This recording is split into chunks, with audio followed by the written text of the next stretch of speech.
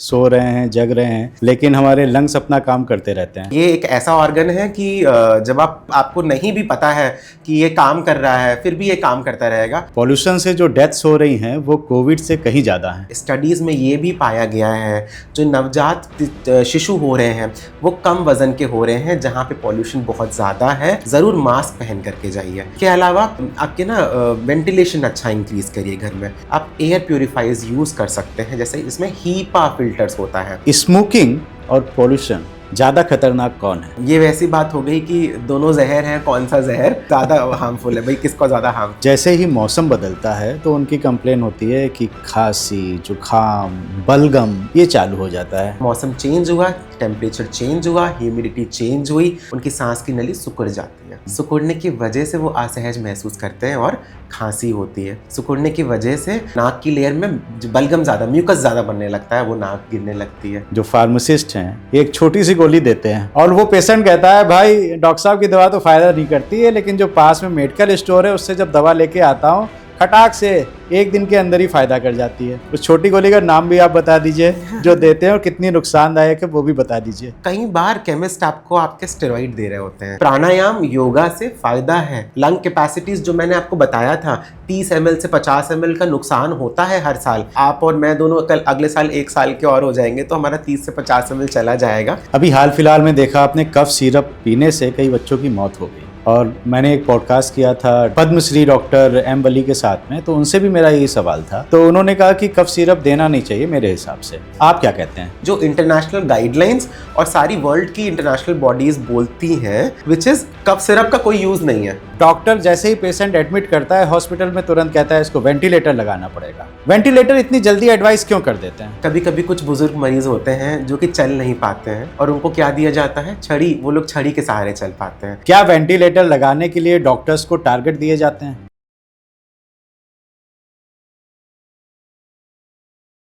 नमस्कार, वंदे मातरम, जय हिंद। एक बार फिर से आपका बहुत बहुत स्वागत है तिवारी जी टॉक शो के इस बहुत ही खास एपिसोड में। भैया बहुत खास होने वाला है एपिसोड, क्योंकि आज हमारे साथ में हैं एक ऐसे डॉक्टर जो हमारे लंग्स यानी फेफड़ों की सारी दवाइयाँ और उनसे जुड़ी समस्याएं उनके बारे में बताने वाले हैं। मौसम चेंज हो रहा है, जिसको देखो सर्दी, खांसी, जुखाम, और दिल्ली वालों का तो हाल ही गया है पॉल्यूशन को लेके। तो आज हमारे साथ में हैं कानपुर के जाने माने पल्मोनोलॉजिस्ट डॉक्टर अर्जुन भटनागर जी।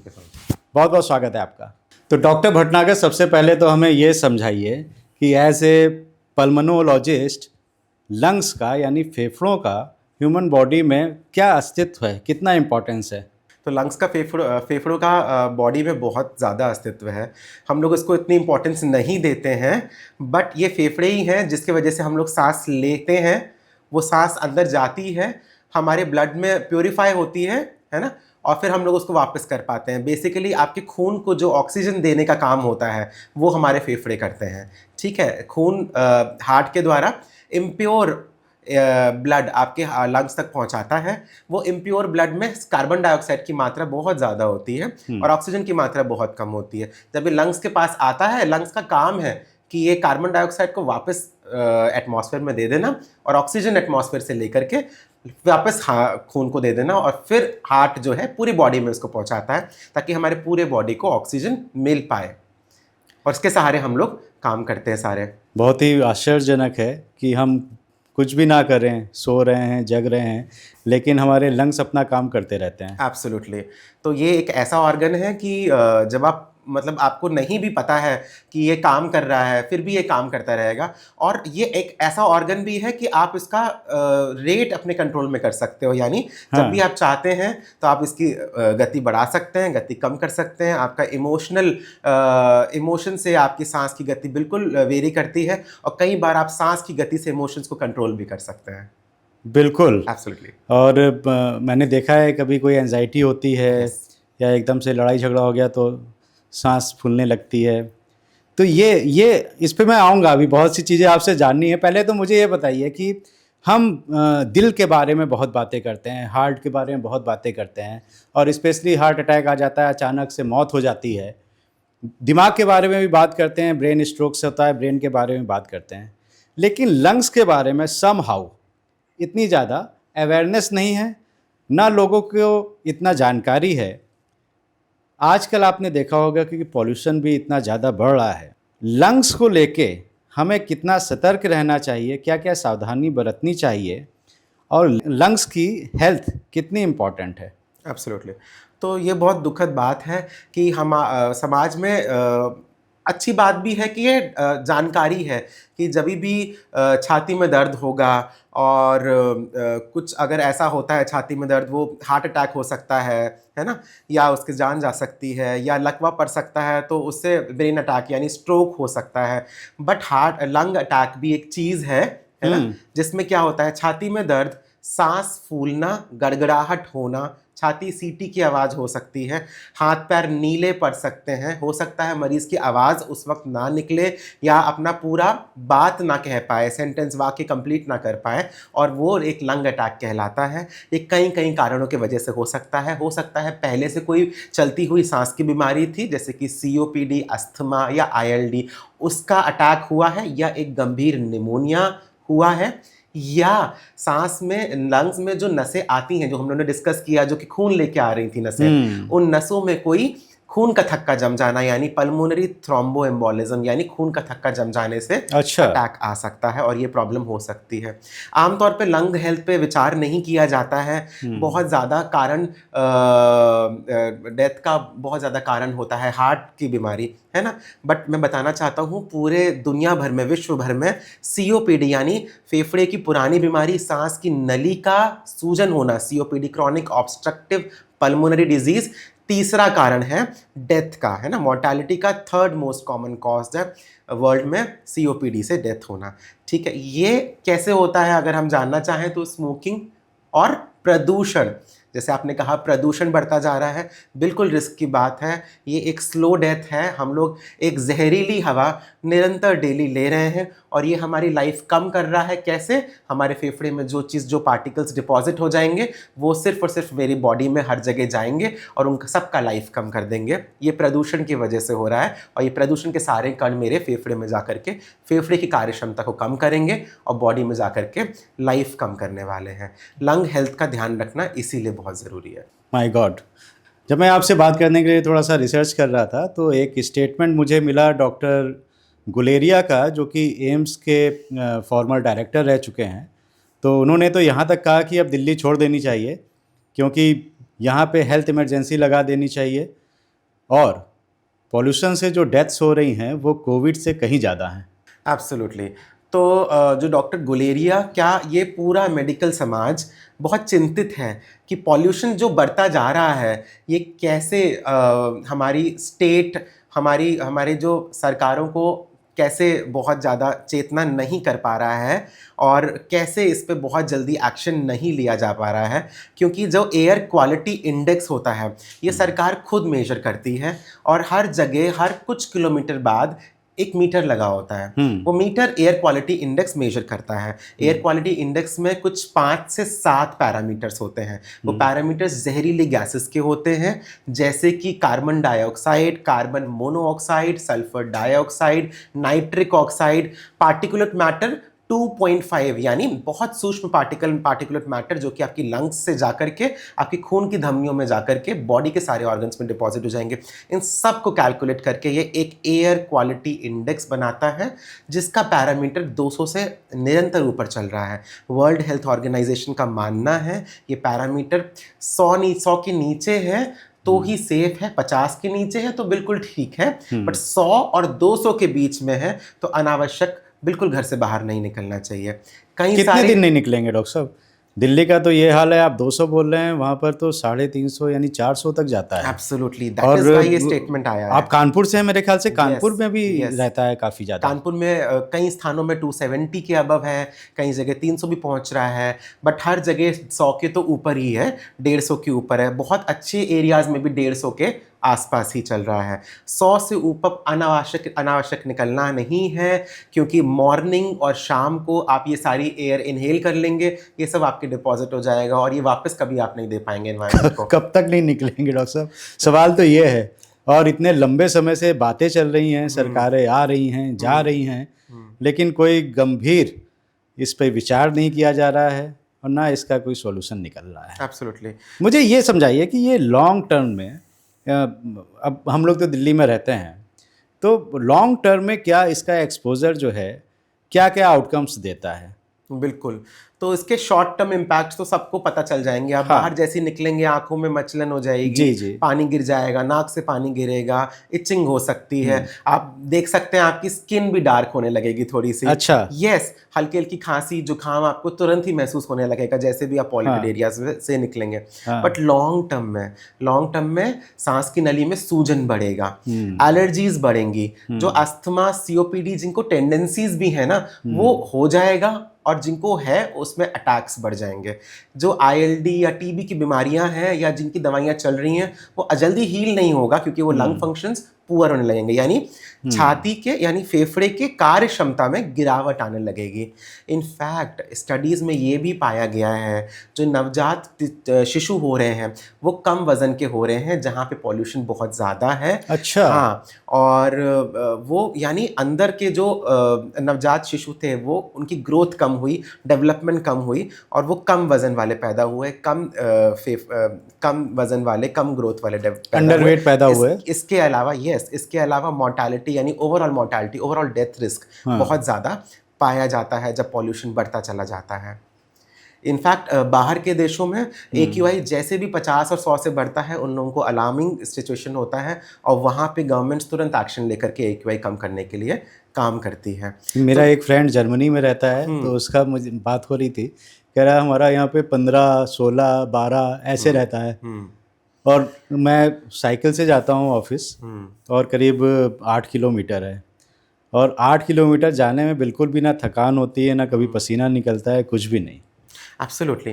तो कई सारे पेशेंट्स जो आते हैं बाहर से आते हैं, है ना, अगर वो लोग बाहर रिसाइड कर रहे होते हैं, बेसिकली डेवलप्ड नेशंस में रिसाइड कर रहे होते हैं, वो आते हैं और बोलते हैं हमें ये पहले कभी नहीं हुआ जो अब सिम्टम्स हो रहे हैं, जैसे खांसी जुकाम जो उनको जल्दी जल्दी होने लगा है, ये सब हमको पहले कहीं नहीं हुआ, अब होने लगा है ना। या हम जब भी बाहर जाते हैं तो हमारे ये सिम्टम्स चले जाते हैं। इसका क्या यही कारण है? इसका कई बार पॉल्यूशन ही कारण होता है जिनको अगर यहीं पे सिम्टम्स डेवलप हो रहे हैं। तो क्योंकि बाहर की एयर बहुत साफ़ है, बाहर की एयर से एलर्जीज नहीं होती हैं, सांस की नली में सिकुड़न नहीं पैदा होती है और प्रॉब्लम्स नहीं होती हैं। That's correct.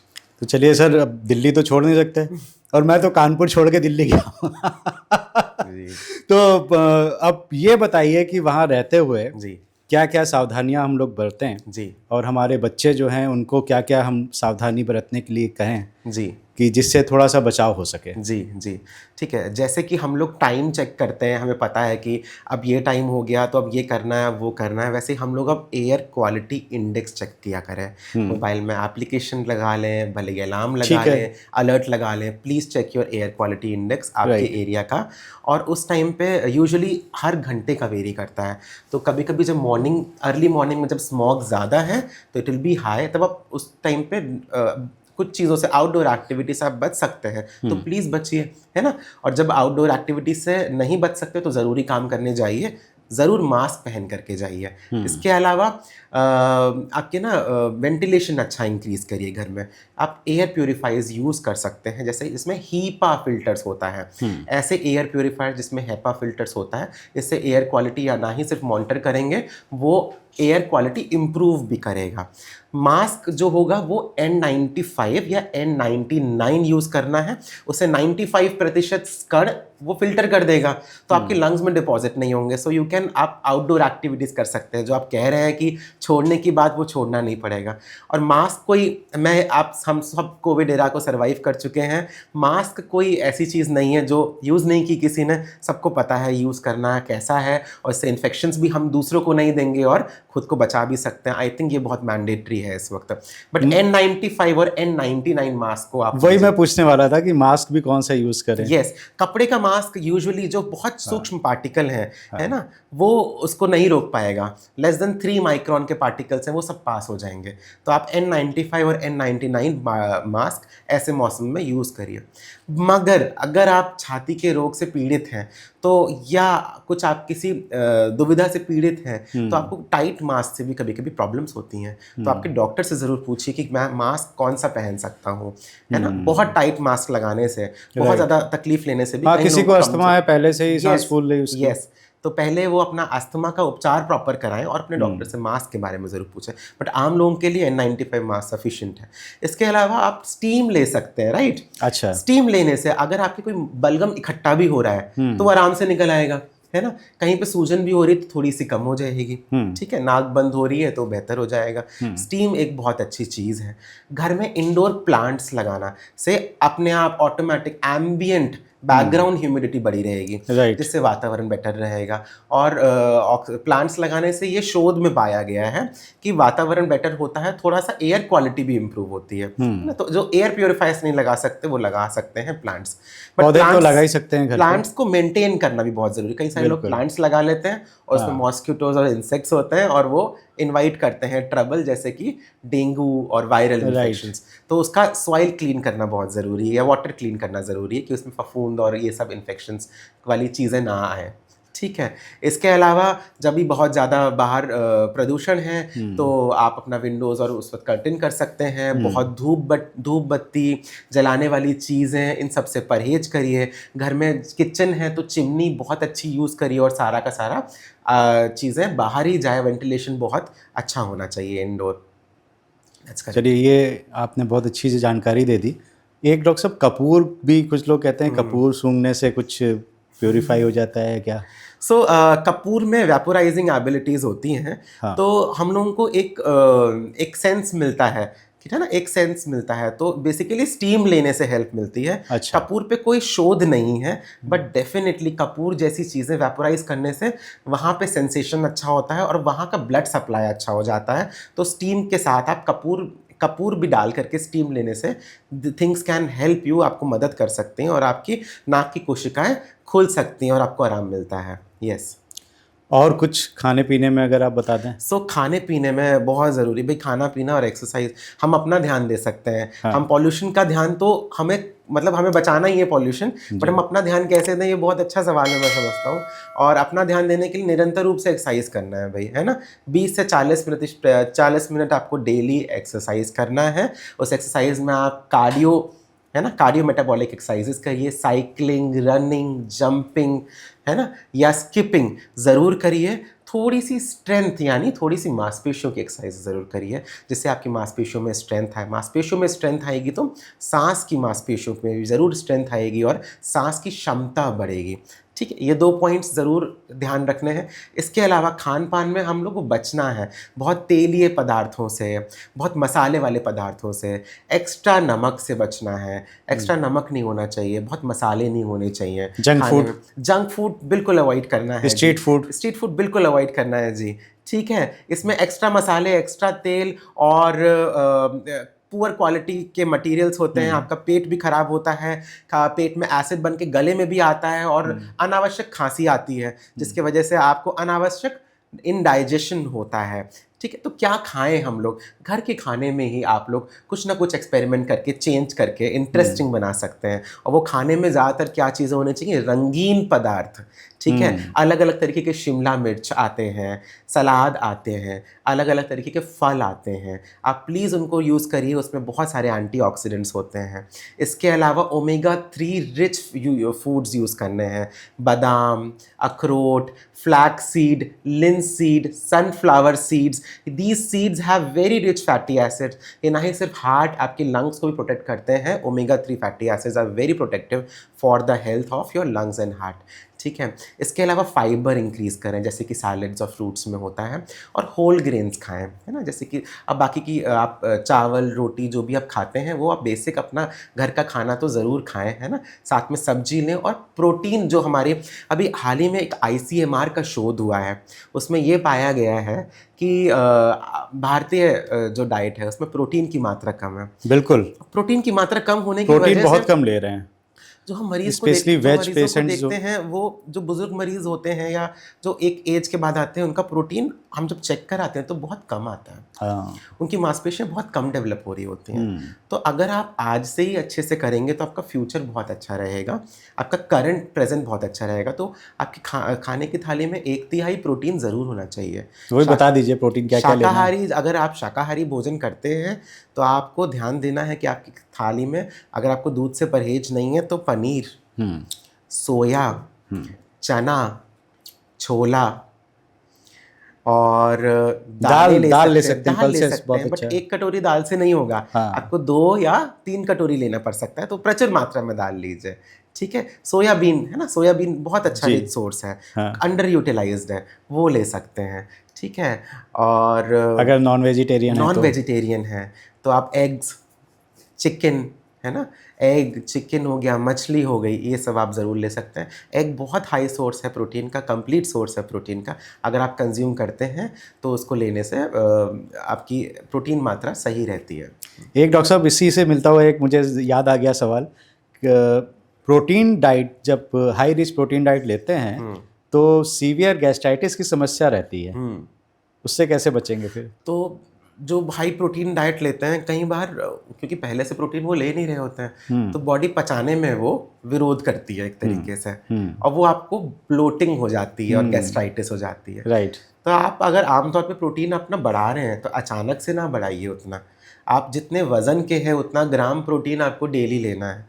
ये आप तभी ले पाएंगे जब आप उसको देखना शुरू करेंगे, पढ़ना शुरू करेंगे, मैंने कितना ग्राम खाया है और कितना ग्राम मैं ले सकता हूँ। तो आप हल्के हल्के बढ़ाइए। से अगर आप पनीर ले रहे हैं तो आमतौर पे 50 ग्राम से शुरू करिए, बट एक 60 ग्राम के 60 और 70 किलो के व्यक्ति को 100 ग्राम प्रोटीन, 100 ग्राम पनीर वो खा सकते हैं। तो 50 ग्राम अगर आपको सूट कर रहा है तो 3 से 7 दिन बाद आप 100 ग्राम प्रोटीन फिर शुरू कर दीजिए, 100 ग्राम पनीर शुरू कर दीजिए। राइट। तो आपके लिए वो इनटेक कंप्लीट हो जाना चाहिए। दूसरा एक चीज़ और मैं पूछना चाहूँगा और अपनी सरकारों से भी सवाल करना चाहूँगा कि स्मोकिंग को लेके अवेयरनेस बढ़ाई जा रही है। स्मोकिंग और पॉल्यूशन ज़्यादा खतरनाक कौन है? तो ये वैसी बात हो गई कि दोनों जहर हैं, कौन सा जहर हमें ज़्यादा है ना, ज़्यादा हार्मफुल है, भाई किसको ज़्यादा हार्मफुल है। जी।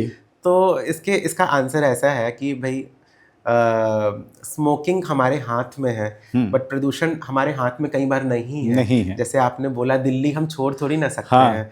अब वो कहते हैं कि 50-60 सिगरेट आप ऐसे पी जा रहे हैं। हाँ। अब वो सिगरेट पीने वाले इस बात का वहां पे उदाहरण दे देते हैं कि यार तुम तो ऐसे ही पी रहे हो, ऐसे ही पी रहे हो, हम तो हाँ ठीक है।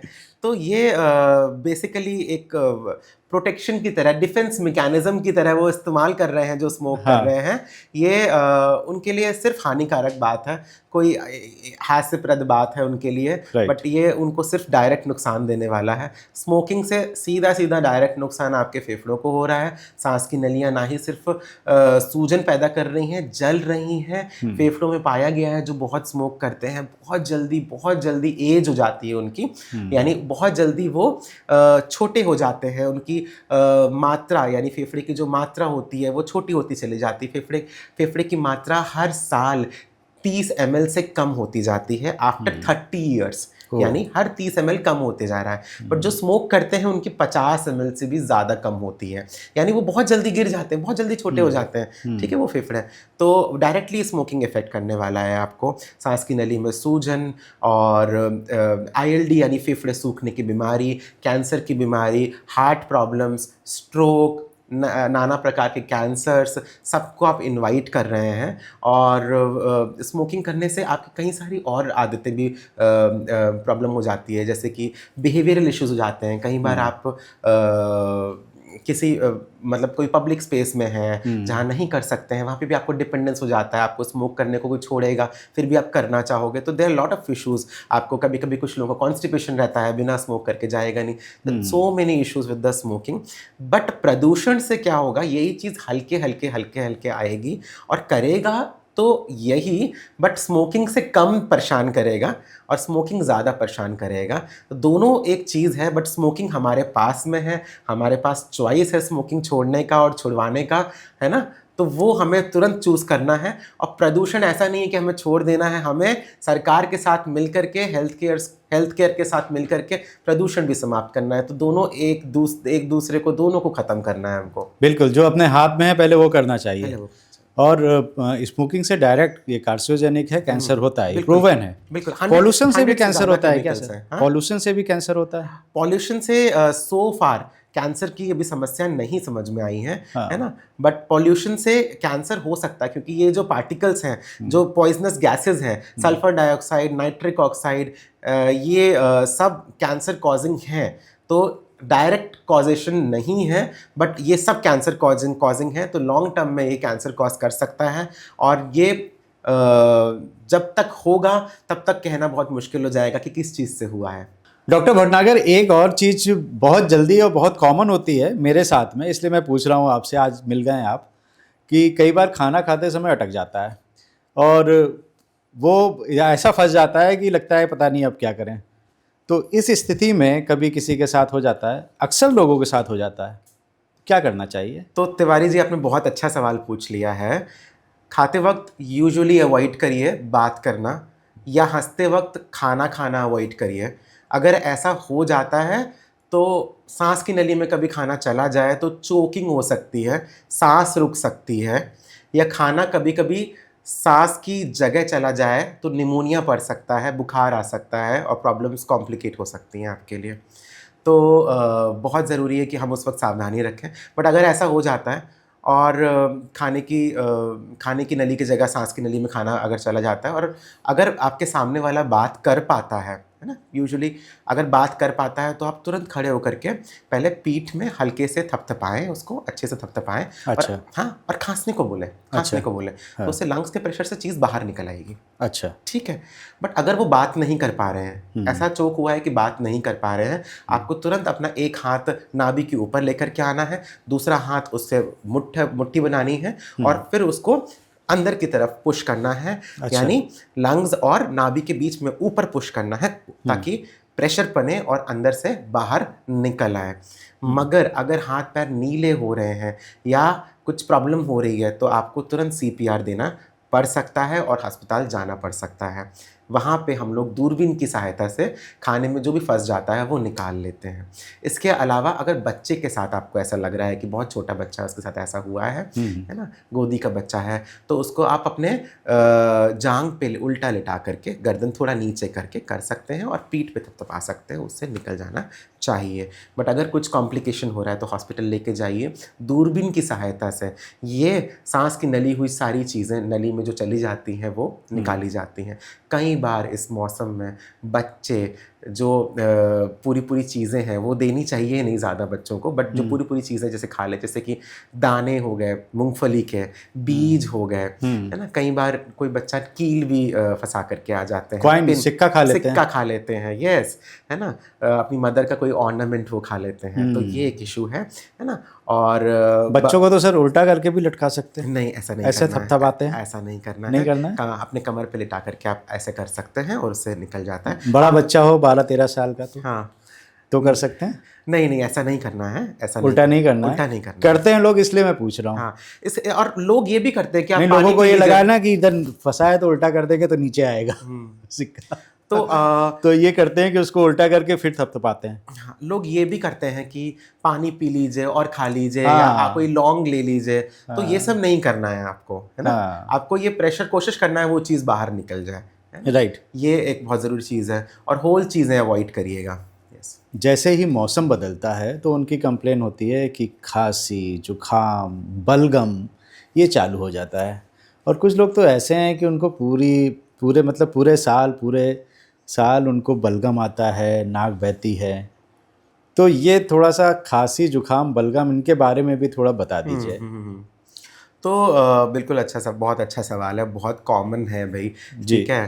तो यूजुअली होली के वक्त और दिवाली के वक्त ऐसा होता है। हाँ, जब ठीक है? चेंज होता है। When there is a change in season, ठीक है। हाँ। तो चेंज क्या होता है ना, जैसे कि हमारी बॉडी को आदत है, हमें जैसे आदत है आमतौर पे रहने की, और चीज़ें चेंज होंगी तो आप कंफर्टेबल से अनकंफर्टेबल हो जाओगे, असहज हो जाओगे। वैसे हमारी सांस की नली भी निरंतर निरंतर टच में रहती है आपके एटमॉस्फेयर के, डायरेक्ट टच में है एटमॉस्फेयर के। सांस की नली बहुत जिनकी संवेदनशील होती है, यानी बहुत sensitive, hyper active, airway hyper active अगर जिनका होता है, तो अगर मौसम चेंज हुआ, टेम्परेचर चेंज हुआ, ह्यूमिडिटी चेंज हुई, उनकी सांस की नली सिकुड़ जाती है। सिकुड़ने की वजह से वो असहज महसूस करते हैं और खांसी होती है। सिकुड़ने की वजह से उनके नाक की लेयर में बलगम ज़्यादा, म्यूकस ज़्यादा बनने लगता है, वो नाक गिरने लगती है। तो उसको बोलते हैं सीजनल एलर्जीज हो सकती हैं। अच्छा। ठीक है, ऐसे लोगों को आगे अगर इसका ट्रीटमेंट वो लोग सही समय पे नहीं कराते हैं तो आगे allergic rhinitis, allergic bronchitis, bronchial asthma, दमा जैसी बीमारियां भी हो सकती हैं। अच्छा, कई लोगों को वायरल इन्फेक्शन होता है जिसमें वो बुखार के साथ भी हो सकता है ना, बुखार के साथ या भूख कम लगना, या आप देखेंगे बुखार के साथ हल्का बुखार हुआ है और बॉडी में बहुत पेन हो गया है भाई, है ना, सर दर्द बहुत हो गया और जुकाम हो गया है, तो ये वायरल वाला सिम्टम है। ये एलर्जीज नहीं है जिसमें आपको हल्का बुखार और बॉडी पेन हो रहा है, ये आपका ज़्यादा वायरल इन्फेक्शन है। तो जब मौसम चेंज होता है तो वायरस भी बहुत तेजी में मल्टीप्लाई करने लगता है, क्योंकि अब सर्दी से हल्की गर्मी आई है तो वायरस जल्दी जल्दी मल्टीप्लाई करने लगेगा। उसको अपना कंफर्टेबल एनवायरनमेंट मिल गया, ठीक है, तो वो प्रॉब्लम्स कॉज करेगा। ठीक है, तो जो आम जिनकी इम्यूनिटी बहुत अच्छी रहती है वो बहुत अच्छे से सर्वाइव कर जाते हैं 5 से 7 दिन, बट जिनकी इम्यूनिटी अच्छी नहीं होती है उनको ये वायरल निमोनिया भी कॉज कर देता है। और जैसे कि हमने कोविड में देखा, लोग बहुत गंभीर हो रहे थे, फेफड़े सफ़ेद हो रहे थे, ऑक्सीजन की डिमांड बढ़ रही थी। ऐसा भी अभी हुआ था। फ्लू जिसको बोलते हैं हम लोग, वायरल फ्लू बोलते हैं, उसकी वजह से निमोनिया और ARDS यानी एक्यूट रेस्पिरेटरी डिस्ट्रेस सिंड्रोम, जिससे फेफड़े सफ़ेद हो जाते हैं, वो वाली बीमारियां भी हो रही थी, जिसमें हमें मरीज़ों को वेंटिलेटर पे भी रखना पड़ जाता है कभी कभी। इसका बचाव करने का, अच्छी बात यह है इससे बचाव का तरीका है, और बचाव का तरीका है टीकाकरण, वैक्सीनेशन। अच्छा। आप वैक्सीनेशन लगवाइए सीज़न के 6 मंथ्स पहले, और हर साल की अलग वैक्सीन आएगी, क्योंकि हर साल ये वायरस म्यूटेट होकर के थोड़ा वेरिएंट अपना चेंज कर लेता है, तो वायरस भी म्यूटेट होकर के एडवांस हो जाता है, तो हमें वो एडवांस वैक्सीन लगवानी है हर साल, उससे बहुत अच्छा प्रोटेक्शन मिलेगा। In fact severe form of flu से प्रोटेक्शन रहेगा।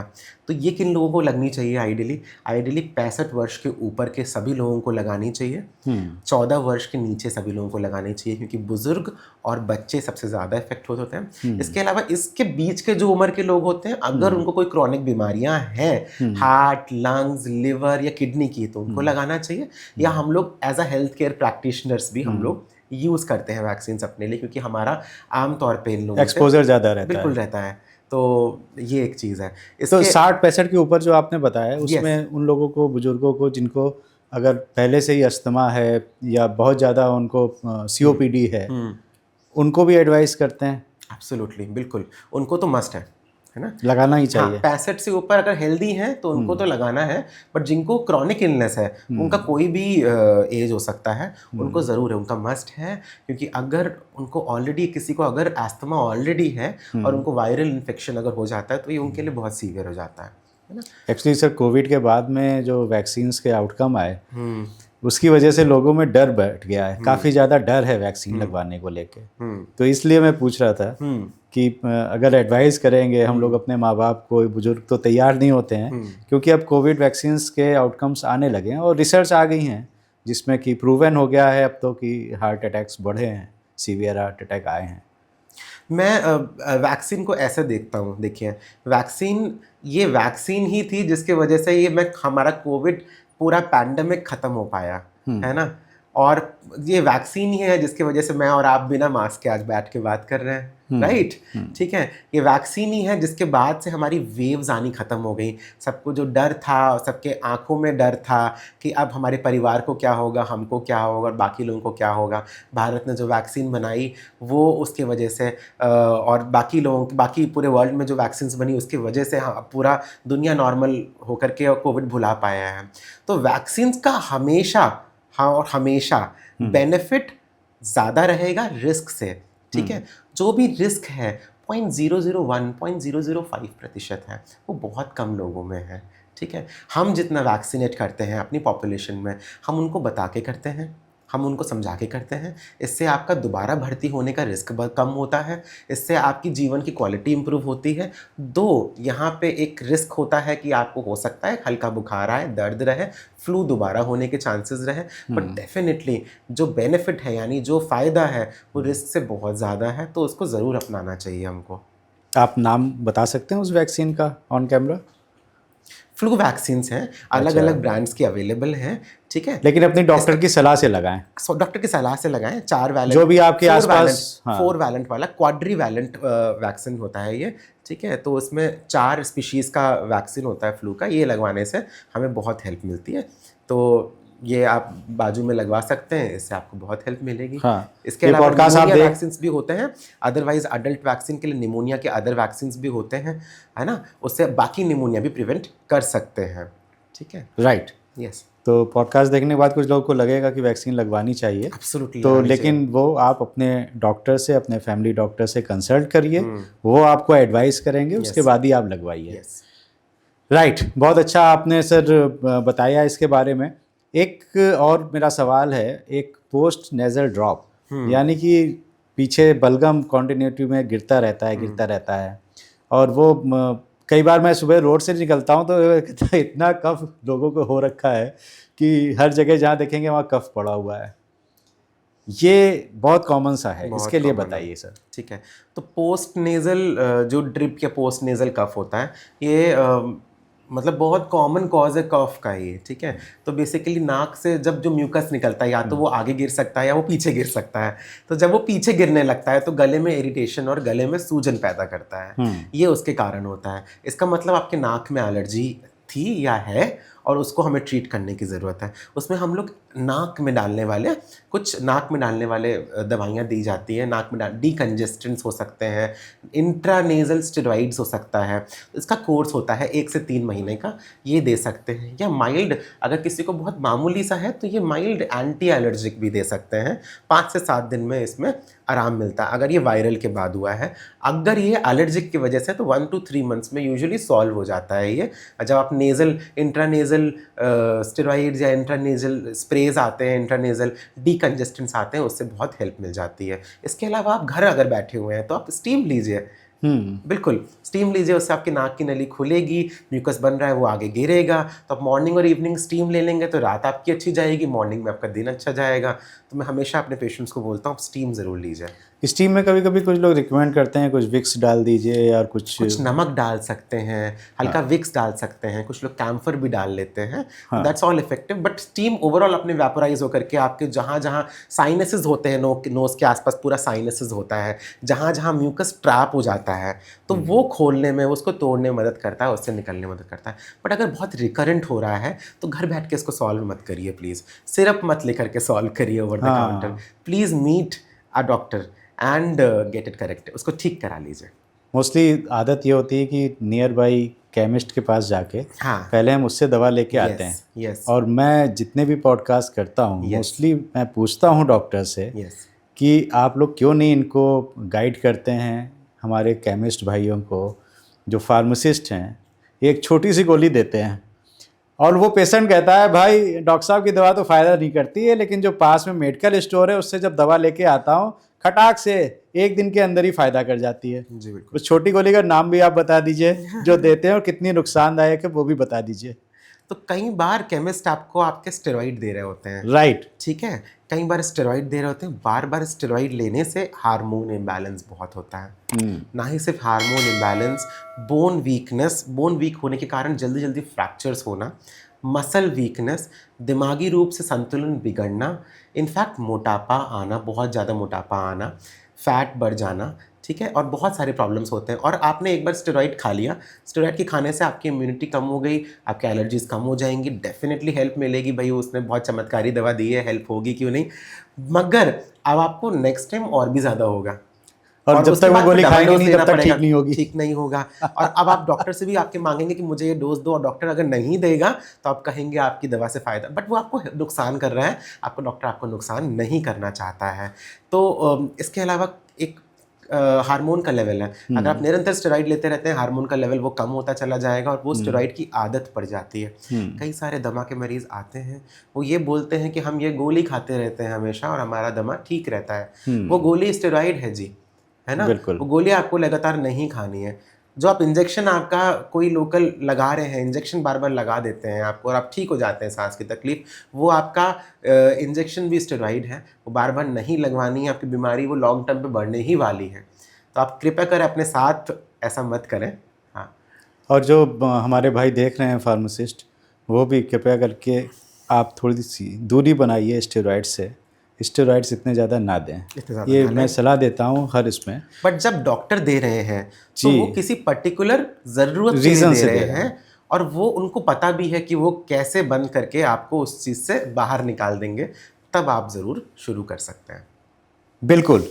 कोविड की बात चली तो कोविड से मुझे एक और सवाल ध्यान में आया कि कोविड के बाद में जिनको सीवियर कोविड हुआ था, उनको रीस्टेनोसिस हुआ और वो अभी तक उभर नहीं पाए हैं उससे। रीस्टेनोसिस सर हिंदी में क्या कहते हैं, आप अगर बता सकें, और इससे क्या आउटकम्स आते हैं, या ठीक हो सकता है या नहीं ठीक हो सकता है, इसके बारे में बता दें। बिल्कुल जी, बिल्कुल। बहुत अच्छा सवाल है। तो कभी भी चोट लगती है, चोट लगने का फिर जब ठीक होता है तो उसमें वहाँ पे नया परत आती है, नई परत आती है।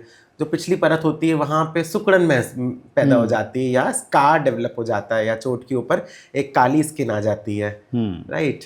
तो ऐसे ही जब निमोनिया होता है तो निमोनिया के बाद वहाँ पे सिकुड़न पैदा होती है, स्कार टिश्यू डेवलप होता है, पुराना टिश्यू डेवलप होता है और वो टिश्यू फाइब्रोसिस बोलते हैं हम लोग इसको। लंग फाइब्रोसिस पैदा होता है या सिकुड़न पैदा होती है और वो काफ़ी हद तक शोध किया है इन लोगों ने। सबने देखा, चाइना में बहुत बड़ी स्टडी हुई, 90% जो सिकुड़न थी चली गई लोगों में, पर जो 10% सिकुड़न है वो एक स्कार टिश्यू की तरह है।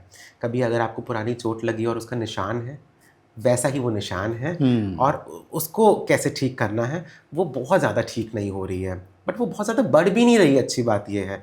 बट आपके फेफड़े को वो मतलब उसने फेफड़े की क्षमता थोड़ी कम कर दी है, वो मैं मानता हूँ।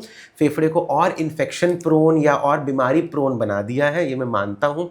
तो उसको ठीक करने का तरीका अभी तक नहीं है। मगर अगर आपको कोविड के बाद जल्दी खांसी जुकाम होने लगा है तो अपने फेफड़े के डॉक्टर से ज़रूर, लंग्स पल्मोनोलॉजिस्ट से ज़रूर मिलिए, सांस की जांच कराइए, क्या कहीं एयरवे हाइपर एक्टिविटी या एयरवे इन्फ्लेमेशन अगर ऐसा है तो वो इन्हेलर से ठीक किया जा सकता है। और अगर फाइब्रोसिस है और वो बढ़ नहीं रही है तो वो अच्छे व्यायाम और अच्छे डाइट से हम लोग सॉल्व कर सकते हैं। व्यायाम से, जैसे हमने डिस्कस किया, मांसपेशियों का डेवलपमेंट होगा, फेफड़ों के ऊपर मांसपेशियाँ आएंगी और आपकी लंग कैपेसिटी जो थोड़ी कम हो गई थी वो अब वहाँ से बढ़ भी जाएगी, तो आप उसको बैलेंस कर लेंगे, ठीक है। बट 90 से 95% कैपेसिटीज़ 10 साल के अंदर चली गई जो स्टडी की गई थी। ये पिछला जो पैंडेमिक हुआ था तो उसमें स्टडी पाया गया, अभी भी काफ़ी हद तक 3 साल तक काफ़ी चली गई और उसके बाद भी जा ही रही हैं। और जिनको भी हुआ उनको मैं बहुत स्ट्रांगली रिकमेंड करता हूँ, आप एक्सरसाइज करिए, आप लोग स्ट्रेंथ, योगा, प्राणायाम, ब्रीदिंग एक्सरसाइज है, वे बहुत मददगार होती हैं, आप ज़रूर करिए इनको। बिल्कुल। प्राणायाम के ऊपर भी मुझे याद आया कि कुछ लोगों ने कहा, कुछ, अब डॉक्टर्स का नाम नहीं ले सकते हैं, उन्होंने नहीं इससे कुछ नहीं हो सकता है। क्यों? क्योंकि रिसर्च नहीं है। तो ये ज़रूरी नहीं कि जिसका रिसर्च नहीं है, और ये एक ब्रीदिंग एक्सरसाइज है, कोई भी कर सकता है। इनफैक्ट एक उसको क्रिया बोलते हैं, जल नीति। वो मैंने एक ENT के साथ में डिस्कस किया था, तो उन्होंने कहा हम लोग रिकमेंड करते हैं आफ्टर कोई सीवियर आप सर्जरी करते हैं ENT की, तो उसके बाद में जल नीति हम लोग कराते हैं। तो सबका एक सिग्निफिकेंस है सर। तो प्राणायाम से आई एम श्योर आपके भी बहुत अच्छे पेशेंट्स ने कुछ बताए होंगे केस। मैं बिल्कुल आपकी बात से सहमत हूँ। लोगों में मिक्स्ड व्यूज़ हैं और जो हम लोग जब भारत देश में बैठे होते हैं तो हम लोग हमेशा वेस्टर्न लिटरेचर को पढ़ करके जो हम लोग प्रैक्टिस करते हैं वो करते हैं, और हम लोग हमेशा देखते हैं, हम लोग हमेशा उन लोगों को देख करके शोध का वेट कर रहे होते हैं कि वो कब हेल्प करेंगे और क्या होगा। और अब लेटेस्ट शोध आया है और ये सब शोध US से ही आ रहा है कि प्राणायाम योगा से फ़ायदा है। लंग कैपेसिटीज़ जो मैंने आपको बताया था 30 ml से 50 ml का नुकसान होता है हर साल। भाई आप और मैं दोनों कल अगले साल 1 साल के और हो जाएंगे तो हमारा 30 से 50 ml चला जाएगा। हाँ। वो वापस आने में ये प्राणायाम, योग और इन सब चीज़ों में फ़ायदा है। जी। इसका बहुत अच्छा बेनिफिट और शोध से है। बट हमें तो ये शोध से पहले ही पता है कि ये सांस की एक्सरसाइज, प्राणायाम, योग, कपाल भाती, सिंपल एक्सरसाइजेस, ब्रीदिंग एक्सरसाइजेस ना ही सिर्फ आपको काम डाउन करता है, आपका एंग्जाइटी और स्ट्रेस कंट्रोल रहता है, आपको बाकी काम करने में स्मूथनेस देता है, आपका लंग फंक्शन भी बेटर करता है। बट हैविंग सेड दिस, आपका पेशेंट अगर किसी बीमारी से पीड़ित है उसको एक स्ट्रक्चर्ड एक्सरसाइज प्रोग्राम का ज़रूरत होता है। एक स्ट्रक्चर्ड एक्सरसाइज प्रोग्राम क्या होता है? हर मरीज़ का अपना अपना कैपेबिलिटी, जैसे हर स्टूडेंट का एक अपना अपना IQ है, वैसे हर मरीज़ का अपना अपना कैपेसिटी है। उसी कैपेसिटी चेक करके, उसकी मांसपेशियों की स्ट्रेंथ चेक करके उसको एक्सरसाइजेज बतानी होती हैं। इसके लिए हम फिजियोथेरेपिस्ट के साथ टीम अप करके अपने पेशेंट्स को गाइड करते हैं कि आप ये एक्सरसाइज कर सकते हैं, ये एक्सरसाइज करनी चाहिए, इसमें आपकी कोर बॉडी स्ट्रांग होगी, इसमें आपका हाथ के ऊपर का हिस्सा स्ट्रांग होगा, पैर का हिस्सा स्ट्रांग होगा, चेस्ट स्ट्रांग होगी, ये ब्रीदिंग एक्सरसाइजेस करनी है ना। और ये योगा और प्राणायाम डेफिनेटली आपको करना है और वो बहुत हेल्पफुल होता है। बिल्कुल। आप करते हैं? यस। आपके चेहरे की चमक बता रही है। अभी हाल फिलहाल में देखा आपने, कफ सिरप पीने से कई बच्चों की मौत हो गई। और मैंने एक पॉडकास्ट किया था पद्मश्री डॉक्टर M वली के साथ में, तो उनसे भी मेरा यही सवाल था। तो उन्होंने कहा कि कफ सिरप देना नहीं चाहिए मेरे हिसाब से। आप क्या कहते हैं? डॉक्टर भटनागर क्या कहते हैं? तो डॉक्टर भटनागर जो इंटरनेशनल गाइडलाइंस और सारी वर्ल्ड की इंटरनेशनल बॉडीज बोलती हैं, विच इज़ कफ सिरप का कोई यूज़ नहीं है। अच्छा। कफ सिरप का कोई खास यूज़ नहीं है। आप कफ सिरप से बस थोड़ी बहुत खांसी रोक सकते हैं। खांसी एक हमारे प्रोटेक्टिव मैकेनिज्म है ना। अगर खांसी के साथ बलगम आ रहा है और इन्फेक्शन है तो खांसी के साथ बलगम निकलना बहुत ज़रूरी है। बट अगर एलर्जिक खांसी है तो उसमें आप एक एंटी एलर्जिक 5 से 7 दिन लेकर के भी उस खांसी को रोक सकते हैं और आराम प्राप्त कर सकते हैं। कफ सिरप की यहाँ पे कहाँ से ज़रूरत आई? तो ये कफ सिरप जब भी पेशेंट मांगते हैं ना, तो हम लोग हमेशा कहते हैं इसकी कोई ज़रूरत नहीं है, इसको आप कम से कम इस्तेमाल करिए। इससे कई बार नींद आती है, कुछ लोगों को आदत पड़ जाती। एक मरीज़ थे हमारे और उनके घर में कुछ हादसा हुआ था, तो उस कफ सिरप में कोई नशा को सेवन करने वाला पदार्थ होता है, ठीक है, सो हम लोग कोडीन बोलते हैं। अभी पकड़ा गया है गाजियाबाद में। यस। इतना बड़ी लॉट पकड़ी गई है, बांग्लादेश तक सप्लाई होता तो था। वो पेशेंट अपने आप ही, हम लोग तो उनको कभी नहीं लिखते थे, उनको कोई पहले डॉक्टर्स कभी लिखते होंगे, तो वो अपने आप जा कर के वो लेते थे सिरप और उनको उस चीज़ की आदत पड़ गई थी भाई। और उन्होंने, और ये सब ओवर द काउंटर यानी मेडिकल स्टोर्स में मिल रहा है, अवेलेबल है। और फिर एक बार उन्होंने, उनकी वाइफ ने और उन्होंने हमें डिस्क्लोज़ किया कि भाई ये ले रहे हैं। तो हमने कहा हम लोग तो कभी कफ सिरप नहीं रिकमेंड करते हैं, आप कफ सिरप्स क्यों ले रहे हो? तो उन्होंने बोला कि हमें ये इससे नींद आने में मदद मिलती है और हम उसके लिए लेते हैं और हमें फिर इसकी आदत हो गई है, इसके बगैर नहीं। हम ऑर्डर कर देते हैं उनसे तो वो हमको मिल जाता है। तो इसकी वजह से कई बार अगर आपको डिप्रेशन था उनको, तो उसको सॉल्व करने की कोशिश कर रहे थे, वो पेशेंट को साइकेट्रिस्ट के पास भेजा गया। उन्होंने उनका इलाज किया, पहले नशा मुक्ति करी, फिर डिप्रेशन का इलाज किया और फिर जाकर के वो मरीज़ ठीक हुआ। तो आप ये सोचिए कि ये ना ही सिर्फ बीमारी ठीक करता है, ये प्रॉब्लम्स भी कॉज करता है। और एक इंसिडेंट जो कि हो चुका है, तो कफ सिरप आर ऑफ कोई किसी की मदद के लिए नहीं है। तो मैं आपको इसमें यहाँ पे एक बहुत अच्छा नुस्खा देना चाहता हूँ। ये शोध में पाया गया कि 2 चम्मच हनी, 2 चम्मच शहद सवेरे और शाम लेने से जो एलर्जिक कफ या जो गले वाला कफ होता है ना, अगर वो इन्फेक्शन नहीं है, लंबा कफ नहीं है, बुखार और वज़न कम करने वाला नहीं है, वो अगर एलर्जिक है, तो 2 चम्मच शहद सवेरे और शाम लेने से खांसी में और गले में आराम मिलता है, गले में सूदनेस मिलती है और कफ भी बेहतर होता है। तो केवल शहद लेना है? शहद ले सकते हैं, राइट। वो भी शुद्ध नहीं आ रहा है ऐसा? शुद्ध लेना है। अब जिन कंपनियों का है उसमें भी 90% तो शुगर ऐड कर रखी है। हाँ, तो शुद्ध शहद लेने से आपके गले सूद हो जाता है, सेंसिटिविटी कम हो जाती है और उससे कफ में आराम मिल जाता है। राइट। एक बीच में मैं सवाल पूछने वाला था, मैं रुक गया। आपने नाम लिया था वेंटिलेटर का। वेंटिलेटर को लेके बहुत आम जनमानस में एक बहुत से मिथ्स हैं, धारणाएं हैं, अब वो गलतफहमी कहें कि क्या कहें, लेकिन मैंने भी देखा है कि डॉक्टर जैसे ही पेशेंट एडमिट करता है हॉस्पिटल में तुरंत कहता है इसको वेंटिलेटर लगाना पड़ेगा। वेंटिलेटर इतनी जल्दी एडवाइस क्यों कर देते हैं? तिवारी जी, ऐसा है कि वेंटिलेटर देने की अगर ज़रूरत पड़ती है मरीज़ को, तो वेंटिलेटर समझाया जाता है, हर बार समझाया जाता है कि आपके मरीज़ को ये कठिनाई है, ये कठिनाई से बाहर निकलने के लिए वेंटिलेटर की सहायता दी जाएगी। तो बहुत सिंपल तरीके से हम बताते हैं इस चीज़ को।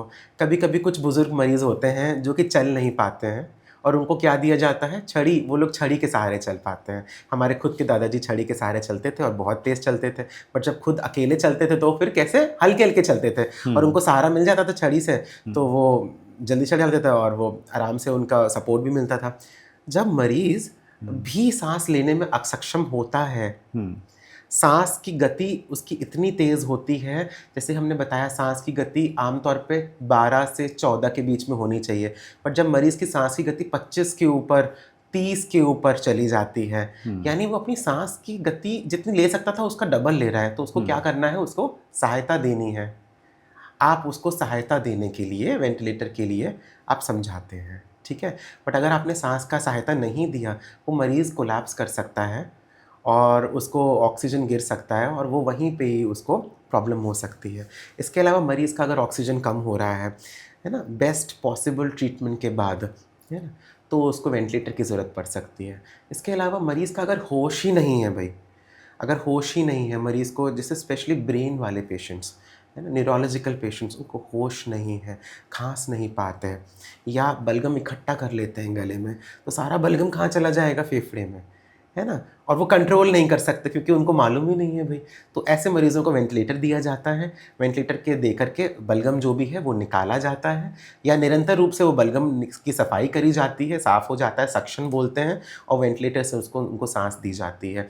जब उनका होश निकलने आने लगता है तो वेंटिलेटर से बाहर कर देते हैं, या जब फेफड़ा रिकवर करने लगता है, सांस की गति उनकी नॉर्मल की तरफ आ जाती है, यानी 30 के नीचे, 25 के नीचे, और रिकवरी पे आ जाते हैं, तो वेंटिलेटर कम किया जाता है, उनका सपोर्ट बढ़ा, यानी उनका जो वेंटिलेटर में उनका ज़ोर लग रहा है। मरीज़ का एक वेंटिलेटर में होता है कि वेंटिलेटर सिर्फ सांस दे रहा है, और एक होता है कि मरीज़ भी सांस ले रहा है और वेंटिलेटर भी दे रहा है। तो मरीज़ की सांस बढ़ा करके वेंटिलेटर की सांस कम की जाती है। जब मरीज़ अपनी सांसें सारी लेने लगता है तो वेंटिलेटर कम करके वेंटिलेटर हटा दिया जाता है। तो बहुत ज़रूरी है समय पे मरीज़ को, यानी बुज़ुर्ग को छड़ी देना। वो छड़ी है वेंटिलेटर उसकी सांस के लिए। ये भी देखने में आता है कि लोग कहते हैं कि एक बार जिसके वेंटिलेटर लग गया वो अब नहीं बचेगा।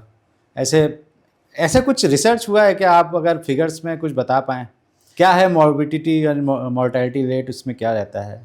हाँ, देखिए, मरीज़ अगर वेंटिलेटर पे आपका गया, अगर अगर किसी का मरीज़ वेंटिलेटर पे है, तो 30 से 40% चांसेस हैं उनके सर्वाइव ना करने के, ठीक है। और ये हर बीमारी का अलग अलग डेटा हो सकता है। मैंने एक सीवियर निमोनिया के पेशेंट जो अगर वेंटिलेटर पे जा रहा है, उसमें 40% तक मॉर्टेलिटी रेट, यानी रिस्क हो सकता है मरने का, ये बताया है। मगर अगर निमोनिया ठीक हो सकता है और चीज़ें बेहतर हो रही हैं, तो सर्वाइवल चांसेस दिन प्रतिदिन बढ़ सकते हैं। इसके अलावा मरीज़ वेंटिलेटर पे गया और नहीं निकला, ये आमतौर पे उन पेशेंट्स पे होता है जिनको पहले से बहुत सारी बीमारियां होती हैं। मरीज़ का अगर मस्तिष्क बहुत अच्छा काम नहीं कर रहा है, होश नहीं है, खुद के सांस लेने की क्षमता नहीं है, या मरीज़ का दिल भी काम ना कर रहा हो और फेफड़ा तो काम कर ही नहीं रहा, तो या किडनीज़ भी काम नहीं कर रही हो, तो मरीज़ को अगर एक से ज़्यादा बीमारियां ऑलरेडी हैं, पहले से ही कोई क्रॉनिक डिजीज़ेज़ थी, और फिर वो वेंटिलेटर पे जाते हैं, तो डॉक्टर के लिए बहुत कठिन होता है मरीज़ को वेंटिलेटर से बाहर निकालना। बट ये ऐसा असंभव नहीं है। एक अच्छी टीम, एक अच्छा क्रिटिकल केयर सपोर्ट, एक अच्छा आईसीयू टीम, एक अच्छा फिजिशियन, एक अच्छा कंसल्टेंट, और एक अच्छा पेशेंट का एक अच्छा वातावरण, पेशेंट के रिलेटिव्स भी सपोर्ट का भी सपोर्ट इसमें लगता है। इस सब की सहायता से मरीज़ को बाहर निकाला जाता है, और डिफ़िकल्ट से डिफ़िकल्ट मरीज़ बाहर निकलता है। बट अगर जो बहुत सीवियर मरीज़ होते हैं, जैसे सीओपीडी के, बहुत जिनके लंग की कैपेसिटी बहुत कम होती है, 30% से कम, 20% से कम, या जिन मरीज़ों को आईएलडी यानी फेफड़े सूखने की बीमारी होती है, ये लोग जब वेंटिलेटर पे जाते हैं तो उनसे निकलने की क्षमता बहुत कम हो जाती है। तो इसमें ऐसे कि में एक गले के रास्ते से रास्ता बनाया जाता है जिसको हम लोग ट्रेकियोस्टमी कहते हैं, यानी ट्रेकिया के रास्ते से उनको सीधा वेंटिलेटर अटैच करना, और वो हल्के हल्के कम करके निकाल पाते हैं उन मरीजों को। क्या मरने के बाद भी वेंटिलेटर लगा के रखते हैं डॉक्टर्स? क्योंकि कई हॉस्पिटल में देखने में आया है और न्यूज़ भी आई हैं कि पेशेंट की डेथ हो चुकी थी और उसके बाद भी वेंटिलेटर लगा के रखा। तो इस सवाल ये मतलब बहुत ही वैसा सवाल है कि दुखी कर देने वाला सवाल है ना। एज अ डॉक्टर भी, और आपकी तरफ से भी होगा भाई कि ऐसा क्यों हुआ होगा। तो मैं ये समझता हूँ कि मरीज़ों को जब भी वेंटिलेटर दिया जाता है तो वो वेंटिलेटर से कई बार संघर्ष करते हैं। वो अपनी सांस भी खींच रहे होते हैं, वेंटिलेटर अपनी सांस भी दे रहा होता है। संघर्ष के दौरान कोई भी सांस नहीं जा रही होती मरीज़ को। तो उस दौरान मरीज़ को शांत करने के लिए कभी कभी कुछ दवाइयाँ दी जाती हैं, जिससे मरीज़ सो रहा होता है। जब मरीज़ सो रहा होता है और जब आपको डॉक्टर उस वक्त देखता है तो आपका डॉक्टर आपको हमेशा बताता है कि मरीज़ अभी सोने की दवा में है, या मरीज़ अभी इस अवस्था में है, या मरीज़ को अब उठाया जाएगा या उठाते हैं। बट ऐसे में अगर ये धारणा बन जाए कि हमारा मरीज़ तो जीवित ही नहीं है और वेंटिलेटर पे है, तो ये एक गलत धारणा है। आप अपने डॉक्टर से ज़रूर पूछिए कि मेरा मरीज़ का कितना चेतना है। और चेतना हर बार हम लोग चार्ट पे लिखी भी जाती है, चेतना हमारे कागज़ों में होती है। तो और क्या हम चेतना पे कब लेकर के आएंगे इनको, तो ये हमेशा पूछना चाहिए। अगर आपके मरीज़ की चेतना ख़त्म हो गई है, चेतना नहीं आ रही है, तो कई बार पेशेंट्स को ब्रेन डेड भी होते हैं, जिसमें ब्रेन तो डेड है बट हार्ट और लंग्स काम कर रहे हैं। तो उस समय पे अगर मरीज़ वेंटिलेटर पे है तो वो ब्रेन डेड पेशेंट हो सकते हैं। इसका डिक्लेरेशन एक टाइम बाद होता है, कुछ क्राइटेरियाज के समक्ष होता है कि मरीज़ ब्रेन डेड है कि प्रॉपर डेड है। कभी भी कोई भी मरीज़ डेथ होने के बाद वेंटिलेटर पे नहीं रखते हैं या रखना नहीं चाहिए, ये गलत है।